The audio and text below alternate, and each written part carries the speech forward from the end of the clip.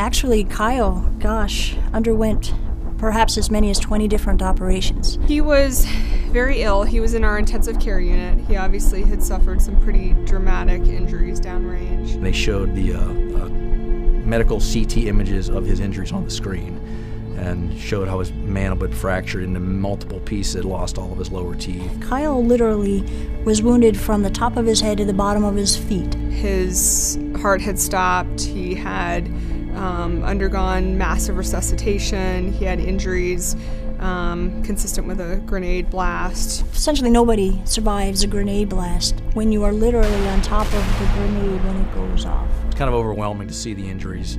His kind of head, neck, upper extremities, chest, and even his legs. So he was very ill on the ventilator in the intensive care unit. His mandible had been shattered into multiple pieces. It was more like a piece of shattered glass than anything else. His heart had stopped, his lungs had stopped. The young man was essentially dead. He was pretty critical when he came, but he did remarkably well and was transitioned out of the intensive care unit. I think it was a month or two later.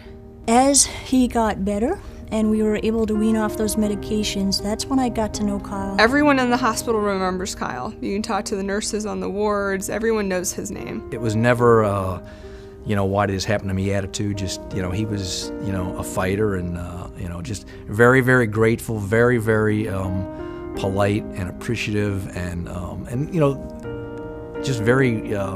a great kid to work on. He really wanted to take care of him. You think about going to the operating room either every day or every other day, general anesthesia, not feeling well and not eating well.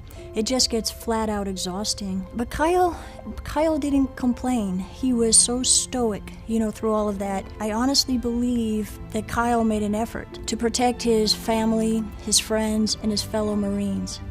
I don't think he wanted his fellow Marines to see him suffer, knowing that at some point they might be going off to war and they might be faced with the same type of challenge. His mother had mentioned his smile early on, that he had the most beautiful smile. And I asked her to bring in pictures of Kyle prior to, so he had something to go by. And as time went by, it seemed like every time he came in, he started to look more and more like those photos, even without... He went a long time without any lower teeth and missing quite a few upper teeth, but even without teeth, he seemed to manage a smile, and the smile just continued to, evolve into, what his eventually smile became. No matter what, he always seemed happy to be alive and so thankful for everything that everyone was doing. He, at one point had so many bandages and external fixators all over him, he could barely get up, but the physical therapist and occupational therapist would push him to get up, and he would give 110% every single time. His attitude was really impressive. Kyle really was very limited, very disabled for quite a while, and he has regained a lot of use, especially of his arms. One of the other things that happened with Kyle is that when the bomb went off, it blew a lot of mud very deep into his body, literally tattooing him. And he had just...